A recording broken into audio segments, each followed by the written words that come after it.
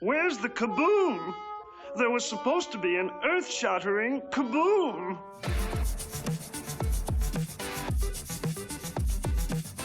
Hey team, and welcome back to the channel. My name is Brian, core design engineer with Brunswick Bowling, and today we're talking about the brand new explosive advanced performance product in the Columbia 300 lineup. It is the brand new Kaboom. The brand new Kaboom also contains a new inner core. It is the Detonate symmetrical core, and as you can see, this wildly uniquely shaped core is also wrapped in the HK22 cover base that comes with the Reflex additive package. The HK22 base and the Reflex additive package married for the first time, even though Reflex is something that you've seen in the Columbia 300 lineup time and time again. But before we get into all the details of all that newness, I first want to remind you to like and subscribe to my YouTube and Facebook page, Bowling Buckosh. I make new videos every time there are new core designs in the brands of Brunswick, and feel free to drop a comment below if you have any questions about the current lineup for Columbia 300, how any of these balls fit into your lineup, or any questions about the balls in the Columbia 300 lineup in general. I'm happy to answer any questions you may have whenever I have time. Now we get to talk about the brand new Detonate core inside this Kaboom. This core has a much higher RG than its predecessors, the Eruption and the Explosion series. Now at 2529, this is effectively a 253 RG. This is going to be on the late revving side of medium. So this isn't going to be the latest revving ball, but it certainly is going to rev up later in the mid lane for natural push and length down the lane before it makes a sharper change of direction at the back of the lane relative to that very low RG, very mass-centric core that it precedes, and that is the Eruption core.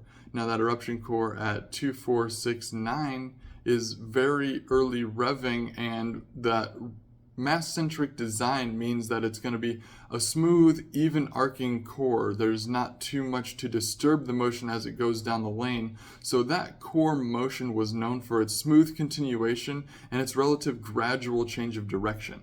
Conversely, this Detonate core, with its wild vase-like shape, has mass in very specific locations above and below the midsection of this core, so that as it loses tilt, it continues to continue, for lack of a better phrase, on the back of the lane. And I think you'll notice, because our staffers and some of our web reviewers have this ball, and it's already up on other YouTube pages, if you take a look at the ball motion of this core, you'll notice that it does have a relatively clean, easy glide through the front and mid lane.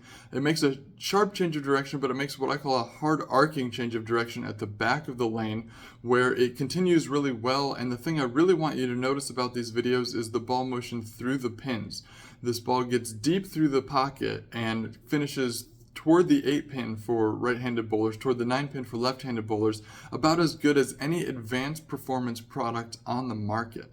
In fact, reviewers were commenting that this ball actually holds its own at the back of the lane with some of the performance products that are a step above it in price point. So this ball is performing with some of the products that are $15, $20 more expensive on the shelf in the competitive market. So I think that says a lot about the performance of this new Detonate core.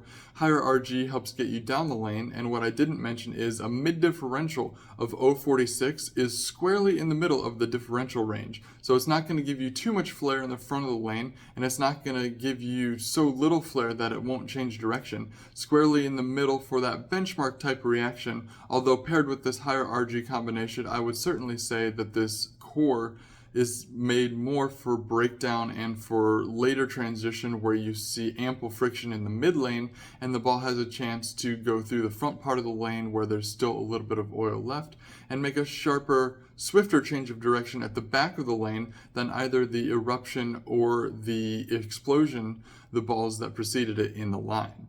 Of course, being an advanced performance ball, this ball is going to be a little step down from the CUDA series, so this ball isn't going to be quite as abrupt in the mid lane or quite as sharp of a change direction at the end of the pattern than a CUDA Pearl, for example. Again, I would call the Kaboom motion more of a clean and hard arcing response to friction, whereas the CUDA Pearl got very close to a sharp response to friction as far as symmetrical balls are concerned.